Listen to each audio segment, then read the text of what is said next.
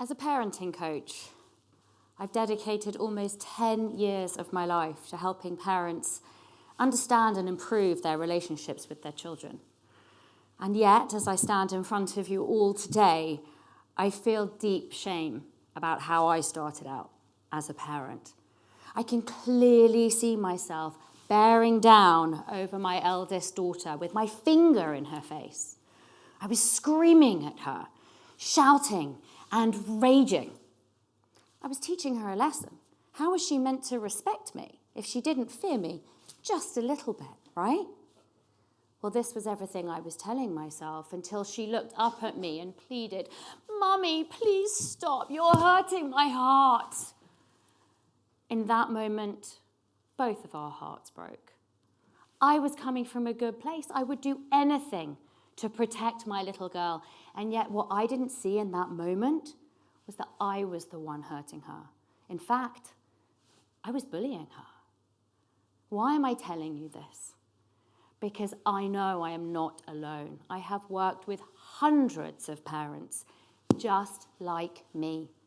We are all doing the best that we can, but it seems that culture, our society, our own past experiences, even the experiences of our parents, have somehow conditioned us to believe that this kind of interaction I had on that day with my daughter is what is best for our kids. It's discipline. It's good parenting. We are simply helping to raise our children into fine young adults, correct? Sadly not. Scientific study is proving that my behavior does not help my child to grow and evolve or be all focused and driven or confident and resilient as I had been led to believe.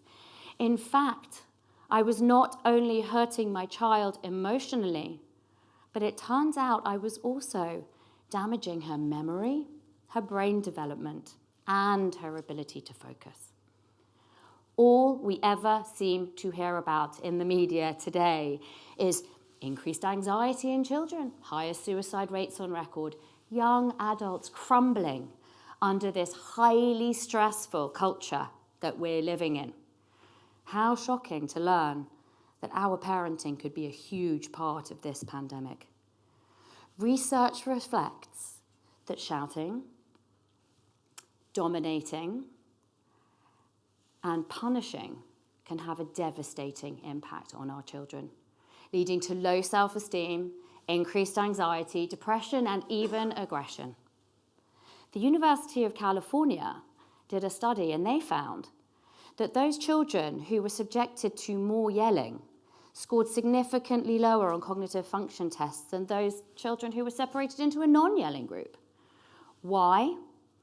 Because yelling and shouting activates the fight or flight receptors in the brain, which over time leads to increased stress and anxiety.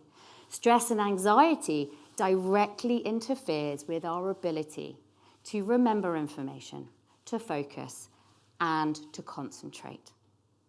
But there is another way, a healthier way.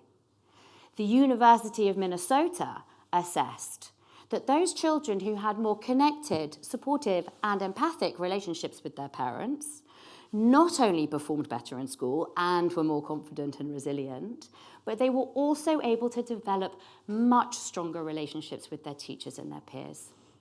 Now, I believe that this is what we all want for our children. So how do we make this shift? Luckily, there are some practices that can actually help our children to be more emotionally healthy and intellectually astute. I want to share with you today some tips that have helped me and countless parents over the years. Tip number 1, be a role model. Our children are watching us. I think as parents, we are all pretty sure that most of the time they are not listening to us. But believe me when I say they are watching. So let's stop focusing on trying to get our children to show up a certain way and focus on showing up that way ourselves. Number 2, get clear on boundaries and use them. A rule is not a boundary, and a punishment is not actually a consequence. When we can implement healthy boundaries in our homes, we can expect better connection, increased trust, and a healthy independence from our children. Tip number 3, teach your children how to regulate their emotions. Help your kids to understand all of their feelings and find healthy ways to express themselves. Emotions are not something that we need to be afraid of. The best way to do this, get connected to yours. And finally, number 4, and I remind myself of this every single day, listen to understand. Understanding is not acceptance. We all thrive when we feel heard and understood, and this is no different for our children.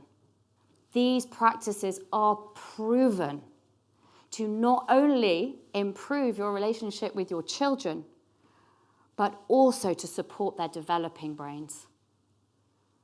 Parenting is not easy, but I do believe it is the most important job we will ever have.